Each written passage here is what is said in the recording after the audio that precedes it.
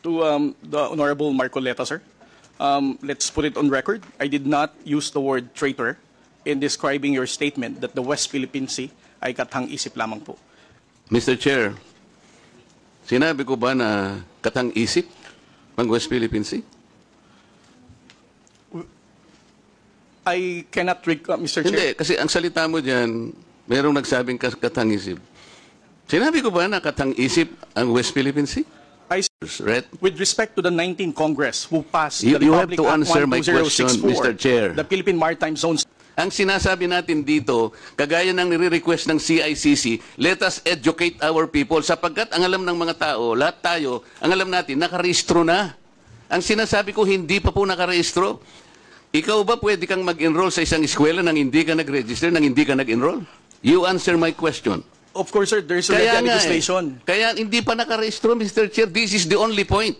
I learned about that was when I heard about your interview calling me Gago and Mangmang. Why would I even defend you if you're calling me Gago? As a commissioned officer of the Philippine Coast Guard, being a spokesperson, calling me Mangmang, not knowing what I'm saying. But actually, if you will read that How context, would I even the defend act you? of doing it...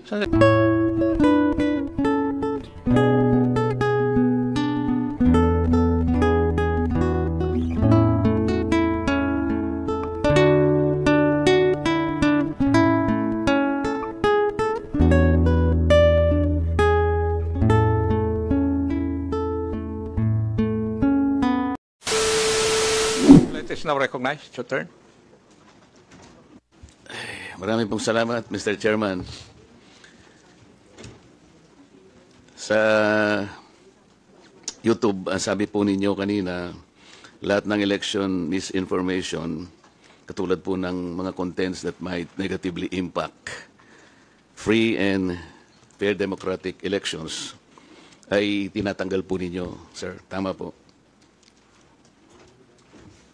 Mr. Chair, certain types of election misinformation po, Mr. Chair. Kasi po ngayon, actual po yung nangyayari sa akin. Ako'y binabas po ng, hindi naman po masyadong marami. Ngunit, dahil nga po dun sa pagkakasabi ko na there is no such thing as West Philippine Sea, meron pong isang Commodore na tumawag sa akin na traitor. Do you understand, Attorney, the word traitor? Yes, Mr. Chair. Yun ba ay shocking? Yun ba ay incendiary? Yun ba ay demeaning or inappropriate language? Or a member of Congress like me?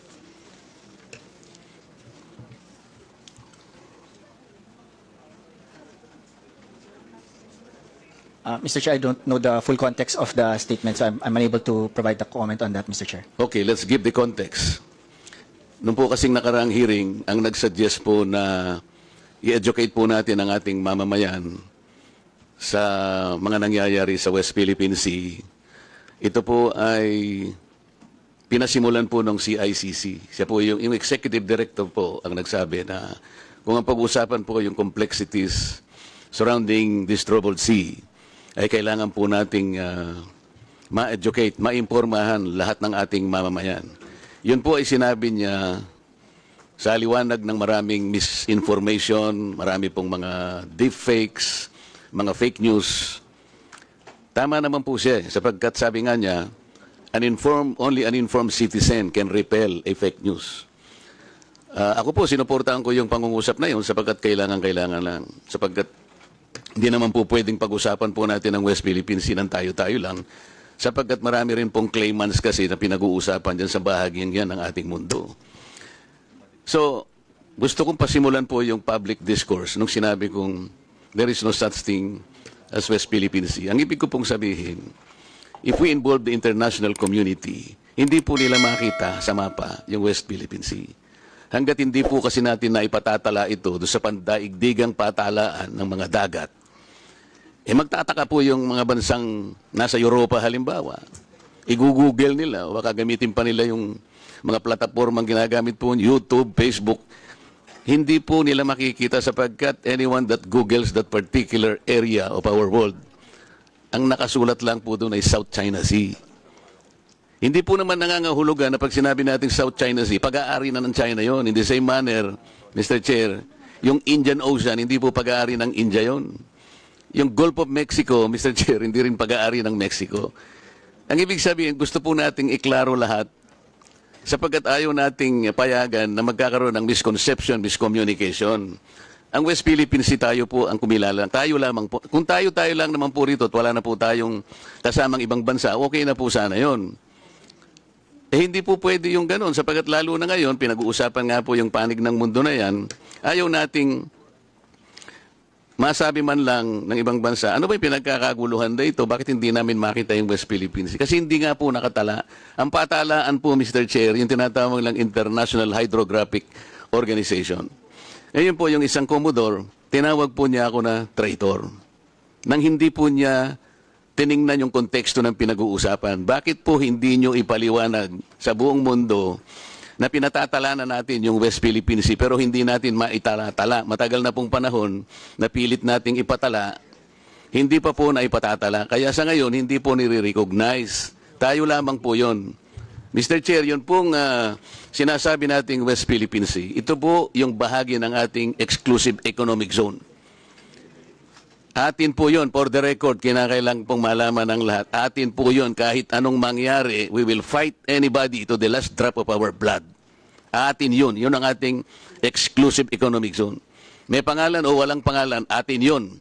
Pero yung isang Commodore na masyadong emotional, tinawag niya akong traitor, Mr. Chair, nang hindi po niya naiintindihan ang pinanggalingan ng pinag-uusapan dito.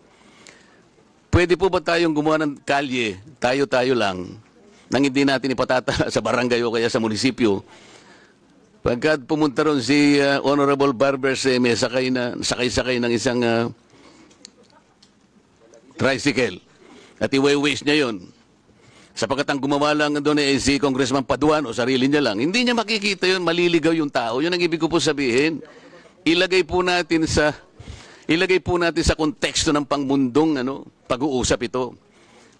Hindi po tayo nag-iisang bansa lang sa daigdig. Yun po yung ibig ko sabihin.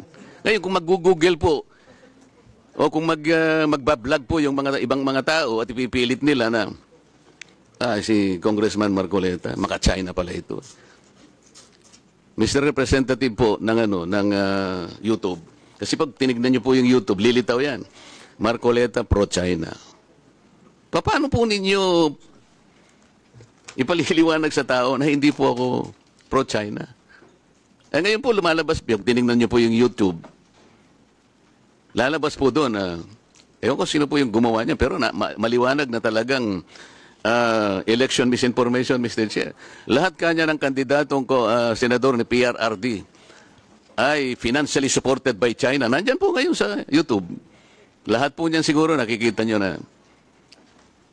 Paano po ito, hindi po niyo ite-take down itong mga contents na ito, sir?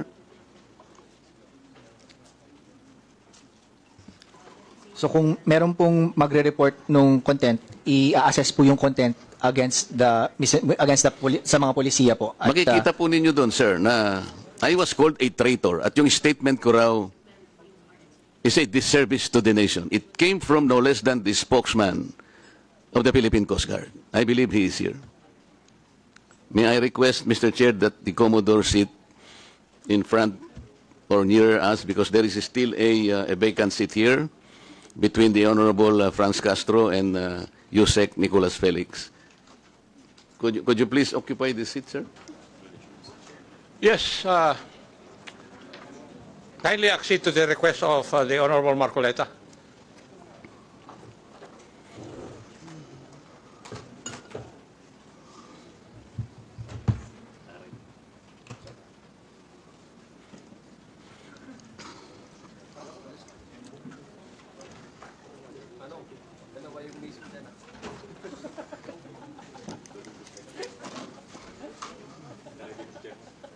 May I continue, Mr. Chair? Please proceed. And thank you for acceding to my request, Mr. Commodore. You just called me a traitor, sir.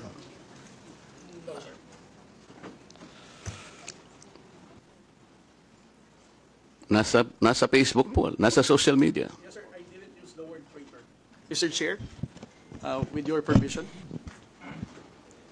Butit inulit mo, Commodore, bago ka sumagot doon sa tanong niyang Juan, patapusin mo muna yung legislator and then you wait until you're recognized by the chair, okay? Yes, sir. Thank you. Thanks, sir. Please proceed. You said that you did not say that I am a traitor, but it is in the social media. Did you take an effort to clarify that so that you could not mislead people because they might believe that you have said that? It is only now that you are disowning this statement. Mr. Chair. Mr. Chair. Yes, sir. To the Honorable Marcoleta, sir. Let's put it on record. I did not use the word traitor in describing your statement that the West Philippine Sea ay kathang-isip lamang po. Let me read my post on X. I stand by the statement of President Bongbong Marcos when he said, ang West Philippine Sea ay hindi kathang-isip natin lamang. Ito ay atin, ito ay mananatiling atin hanggang nag-aalab ang diwa ng ating minamahal na bansang Pilipinas. Hearing someone claim that the West Philippine Sea is merely a fabrication of the Philippine government is a disservice and an embarrassment to their entire party, the organization he belonged to, and even their own family. How can the one face the younger generations today and tell them that our exclusive economic zone to the west of our archipelago is non-existent, effectively giving up the fight to assert their rights as Filipinos in the West Philippine Sea? Mr. Chair, sinabi ko ba na katang-isip ang West Philippine Sea? I cannot Mr. Chair. Hindi, kasi ang salita mo dyan, mayroong nagsabing katang-isip. Sinabi ko ba na katang-isip ang West Philippine Sea? Right? With respect to the 19th Congress who passed You the have Republic to Act answer my question, 12064, Mr. Chair. the Philippine Maritime Zones Act, sir, the West. Kindly repeat your question.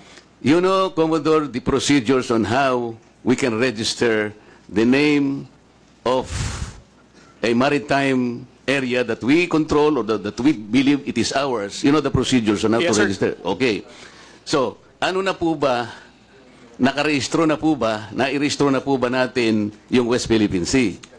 Sir, with regard to your question, there must be a legislation and then submit it to the International Oo nga, meron na po Hydrographics tayong Organization. legislation. Yes, As a sir. matter of fact, nagagawa na po yung Congress. Kailangan po talaga yon. Yes, sir. Nagpasimula tayo sa administrative order, pero kulang yon. Kaya nga po ang Congress gumawa para tulungan po kayo. Okay, sa ngayon po, sa tagal na po ng proseso, yun po yung dapat ninyong palaging gagawin. Kailangan lahat ng lakas natin gamitin, maparehistro po natin. Pero ngayon, hindi pa nakarehistro, tama po. Again, sir, answering your question, it Please. steps by Commodore, step. sandali. Yes, sir. Please answer the question Yes, directly. sir. The question calls for a yes or no. No, sir, if it's in IHO, yes, through legislation. Sinasabi ko yung IHO because this is the only world body that officially names a particular area of the sea. Kaya sa konteksto po ng pinag-uusapan natin, kaya ko lang nasabi, sapagkat hindi pa po nakatala, we need the international community to recognize a part of our own. Yun lang po ang punto doon, Mr. Commodore. So kung hindi pa po nakatala, tama po ako, hindi ba? No, sir. You are inconsistent. No, sir, I did not say that you're correct. I will not agree that you are correct. West Philippine Sea is our exclusive economic zone. Eh, Mr. Chair, wala tayong dispute da. Sinasabi ko na nga sa iyo, yung sinasabi nating West Philippine Sea is our own exclusive economic zone. This is ours. You and I should fight for it until the last drop of our blood. Ang sinasabi natin dito, kagaya ng nire-request ng CICC, let us educate our people sapagkat ang alam ng mga tao, lahat tayo, ang alam natin, nakarehistro na. Ang sinasabi ko, hindi pa po nakarehistro. Ikaw ba pwede kang mag-enroll sa isang eskwela nang hindi ka nag-register, nang hindi ka nag-enroll? You answer my question. Of course, sir, there's already a legislation. Kaya hindi pa nakarehistro, Mr. Chair. This is the only point. Let us not create a mountain out of molehill. Bigla mong sasabihin, in response to what I said, kathang-isip o blah blah blah, at lumabas sa traitor. Hindi ka man lang gumawa ng effort, for example, na I did not say that. Ngayon mo lang sinasabi. But you know, people are bashing me. I am pro-China. When is the last time or the first time that I am pro-China? Again, Mr. Chair, I never said that you are a traitor. That is clearly posted on my Twitter Pero account. hindi ka po nagbigay ng paliwanag na sinabi mo sana doon sa social media din Bakit nyo ina-ascribe sa akin na sinabi ko na traitor si Kong Marcoleta? I did not say that. It is only now that you are explaining na wala kang sinabi. But kumalat na sa social media, kaya nga tayo nandito. These are the excesses and the abusiveness of social media, Mr. Chair. Nangyari na. Kahit na ilang libong mag-explain ka dito, yung tao narinig na nila na ikaw ang nagsabi. Because meron ka pang litrato dun eh. Mr. Chair, no. nobody has ever asked me whether you are a traitor. This was only the first time that I was asked whether you are a traitor or not. You are not even aware na sa social media sumabog yun? Nandun yung litrato mo and they claim that I am a traitor. Ngayon ka lang nagpapaliwanag that I am not a traitor. Pero nangyari na yon. Mr. Chair, I don't think that I'm under in any obligation to respond to all those social media Mr. posts Chair, by bloggers, now social he's- media influencers to tell them that Mr. they're Chair. wrong. Siya muna. Sabi niya wala siyang obligation. Finish your statement. Yes, sir. Mr. Chair, Honorable Marcoleta, sir, I think I'm no under obligation to tell all the social media influencers, to bloggers, defend your name, tell them that you are not a traitor. Again, I did not mention that you are a traitor. It's not, those words did not come from me. Why would I go to the extent of defending you and you are running for Senate? I might as well be interpreted as running for, supporting somebody for public office. Mr. Chair, clarifying something that is wrong is End not the floor, political. please. Thank you, sir. Commodore, tinatanong lang ni Honorable Marco Reyes that merong lumabas kang statement. Siguro, binigyan ng interpretation ng ibang bloggers at nasabi na traitor si Honorable Marcoleta. Ang tinatanong niya is, unang-una, alam mo ba ito na ganun ang nangyari? Would you know? No, sir, because when it became a social media popular post, I was not here in the country. I was actually in the official business outside. So when did you come to know about this? I only came to know about it when Congressman Marcoleta called me Gago and Mangmang in one of his interviews. So when was that? During his interview last February 10, huwag tayong magpagago at magpaka-ignorante katulad ng Commodore na yan. So, at that point in time, ang tinatanong kanina ni Honorable Marcoleta na merong misinterpretation doon sa iyong statement sa social media. Yes, sir. And you did not bother na i-correct man lang yun. Yun ang dinadrive ni Honorable Marcoleta kanina pa. Yes, sir. So, please answer that question. You did not do anything. I did not do anything, sir. Okay. Why? Why did you not do anything? It's because, sir, if I'm going to keep on defending to any, because one, No. as I said- yeah. You are not supposed Yes. to defend me. Yes, sir. Because if as I it is said- true, Mr. Chair, that he did not call me traitor, but it continues to be there and to be consumed by the public through the social media. I think it is his responsibility to deny it if it did not come from him. That is all I was asking. And I think this is not too big for him to do. Yun lamang eh. Yeah, but he admitted that he did not do anything. Yun na nga. That's why I'm asking why. Is it not important to you to correct something that did not originate from you? It's because, Mr. Chair, the only time I learned about that was when I heard about your interview calling me Gago and Mangmang. Why would I even defend you if you're calling me Gago?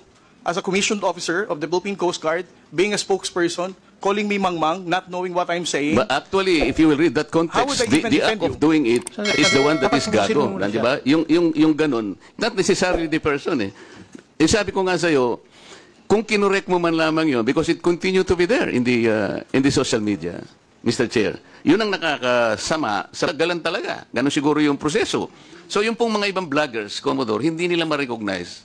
Kaya example ko kanina, ginugoogle, wine-waste ni Congressman Barbers, yung kalye na ginagawa-gawa lang ni Congressman Paduano, hindi po niya makita. So nagkakaroon ng confusion. The tendency to be misinformed proceeds from the fact na hindi pa talaga na ipatala, sir.